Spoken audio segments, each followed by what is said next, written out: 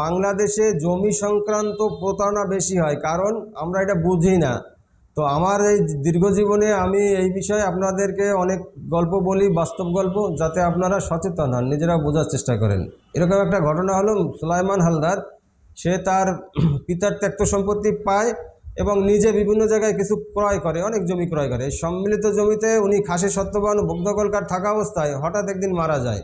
তো মারা যাওয়ার আগে উনি ওনার দুই কন্যা সন্তান, বড় কন্যা সন্তানদের বিয়ে দেয় আর ছেলেদেরও বিয়ে দেয়, সবাইরে বিয়ে টিয়ে দিয়ে নাতিপুতি দেখে উনি মারা যায়। তো এরপরে ওনার মারা যাওয়ার পরে ওই কন্যা সন্তানরা কয়দিন এসে কান্নাকাটি করে চলে গেছে, তারা আর খোঁজখবর নেয় নাই তাদের জমি জমা সংক্রান্ত। এর ভিতরে ছেলেরা করছে কি, ওয়ারিশ ক্যাম্প সার্টিফিকেটে কন্যা সন্তানদের না দেখাইয়া, চায়ের পুত্র সন্তান দেখাইয়া সমস্ত জমি ওনারা ওই বাংলাদেশ ভূমি জরিপে RSA রেকর্ড করে নিছে।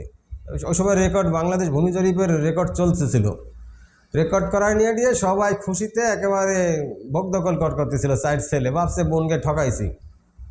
এইভাবে দিন যায়, বোনেরা মাঝে মাঝে বাড়িতে আসলে খুব আদর যত্ন করে। কিন্তু বাংলাদেশে গ্রাম অঞ্চলের একটা সমস্যা কি, ওই আপনি বোনেরা যদি ভাইদের কাছে তার প্রাপ্য হিস্সা দাবি করে বাপের ত্যক্ত সম্পত্তি, তাহলে ভাইরা খেপে যায়। এরকম একটা কালচার।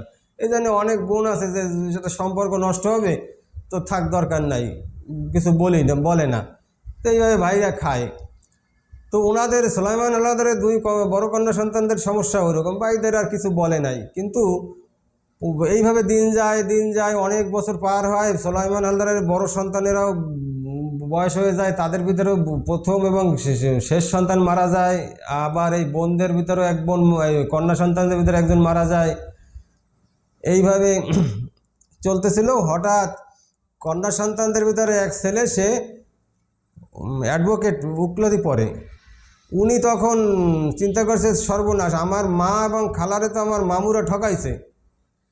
তখন উনি ওনার ওই খালাতো ভাই, যে খালা মারা গেছে, সেই খালাতো ভাই বোনদের এক করছে আর নিজের ভাই বোনদের এক করে বাড়িতে একটা অনুষ্ঠান করে বলছে যে আমাদের মা খালাদের অনেক সম্পত্তি আমার মামুরা ঠকাইছে, এগুলো আমরা উদ্ধার করব, তোমরা কি সবাই রাজি? সবাই বলে হ্যাঁ রাজি, এ তো ভালো জিনিস, আমাদের অধিকার, আমরা কেন নেব না। তখন ওনারা ওই যে কন্যা মারা গেছে তার ওয়ারিশ ক্যাম্প সার্টিফিকেট এবং সুলাইমান হালদারের ওয়ারিশ ক্যাম্প সার্টিফিকেটে ওই দুই কন্যা সন্তান, চার পুত্র সন্তান দেখাইয়া, আবার এই মৃত যে কন্যা তার ওয়ারিশ দেখাইয়া এবং প্রয়োজনীয় সমস্ত কাগজপত্র এক করে, উকিল সাহেবের কাছে তো নস্যি কোনো বিষয় না, এমনি সাধারণ মানুষের কাছে একটা ভয়ের ব্যাপার, কিন্তু উকিল সাহেব তো একেবারে সমস্ত কাগজ ইয়ে করে দিছে, কেস করে দিলে। এতদিন তো মুছে, তাও দিয়ে ওই সুলাইমান হালদারের চার ছেলেরা খাইছে এবং তার ছেলেরাও খাইছে। দুই ছেলে মারা গেছে, তার ছেলেরাও আরামে এসে খাচ্ছে, ভাবছে রেকর্ড হয়ে গেছে, খাজনা দিচ্ছি, আমাদের আর ঠেকাইকে। কিন্তু ঠেকাইকে আদালত তো আর ওই সমস্ত ঠেকাইতে যাবে না, আদালত তো সঠিকটা ঠেকাবে। তো আদালত যখন বুঝলো যে সুলাইমান হালদারের ছেলেরা শয়তান, সঠিক হলো, মেয়েদেরও একটা হিস্সা আছে, তখন আদালত বুঝাই দিল, সব জমির থেকে দুই কন্যার যা যা পায় সেইভাবে বুঝাই দেওয়া হলো। এবং কন্যার অবর্তমানে, বড় কন্যার অবর্তমানে তার সন্তানেরা রিসিভ করলো জমি, আর ছোট দ্বিতীয় কন্যার তো নিজেই রিসিভ করলো। তো আমার কথা হইল, যতই ভাই বোনদের ঠকান, বেশি দিন টিকতে পারবেন না, আল্লাহর কাছেও ধরা খাবেন আর দুনিয়াতেও ধরা খাবেন, কয়দিন আগে কিংবা পরে। তাহলে খামাখাই ঝামেলায় যাবেন কেন? এই যে সুলাইমান হালদারের ছেলেরা তো খুব খুশি ছিল যে বোনদের ঠকাইছি, অনেক জমি পাইছি, কিন্তু এখন তো তার সন্তানেরা কষ্ট পাচ্ছে, চোখের সামনে জমি বের হয়ে যাচ্ছে, কত দুঃখ। এই দুঃখের জন্য দায়ী হলো ওনার ছেলেরা, লোভ করছে, নিজে পস্তাইছে, পরবর্তী জেনারেশনেরও পস্তানো লাগতেছে। এই জন্য লোভে পাপ, পাপে মৃত্যু।